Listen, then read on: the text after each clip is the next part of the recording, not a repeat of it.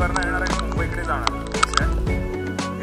Underground आणि record होतं नाही होतं माहीत नाही. टेम्परेचर थोडंसं हिटअप झालं, मोबाईल नाही कॅमेरा हिटअप झाला.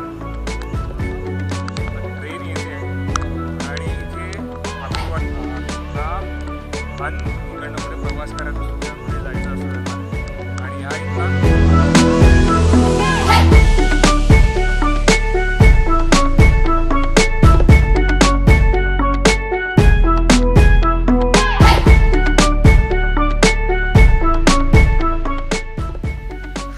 ह्या ट्रेकमधला 200 ते 200 मीटरपर्यंतचा हा टनल आहे.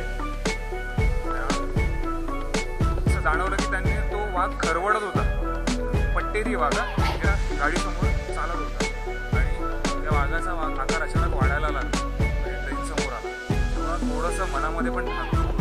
आणि ह्या बाजूला आहे कर्जत ना, या बाजूला कॅमेरा करत नाही आहे, सेन्सरचा पण काहीतरी इश्यू आहे. स्क्रीन तर ऑलरेडी तुटलेली आहे. तर मिळतंय ट्रेनचं आणि ते समोर नाही येणार आहे, ते उजव्या बाजूने निघून जाईल.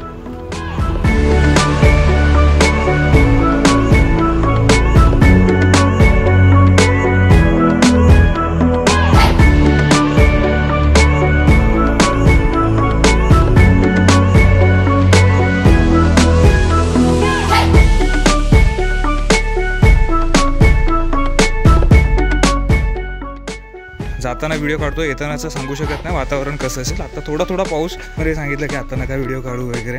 नाही, बिबट्याचा वावर आहे तो. बोला ना, इथे जे कॅमेरेज आहेत ना रेल्वेच्या इथले, हां अरे त्याने जो वॉटरफॉलला सांगितलं ना दगड, तर फिरता असं पण काही नाही काय बघायला मिळतं. ते त्यांची जागा सोडून बाहेर येतात.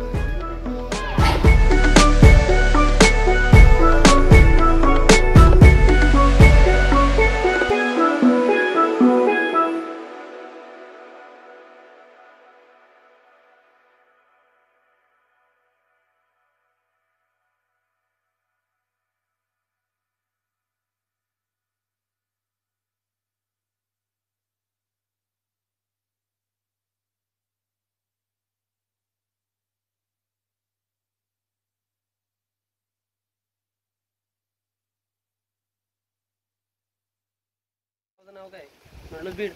परत त्यांनी विचारलं बीड, म्हटलं बीड बुद्रुक.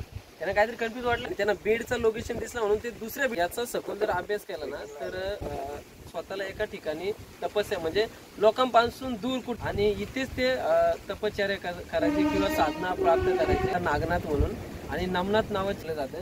आणि आपल्या समोरच सोनगिरी आहे, इथे आलोय. फार दुर्मिळ मूर्ती आहे इथे, बिना वाजवताना हनुमान. त्यांना मदत करायला आपलीच लोक होती.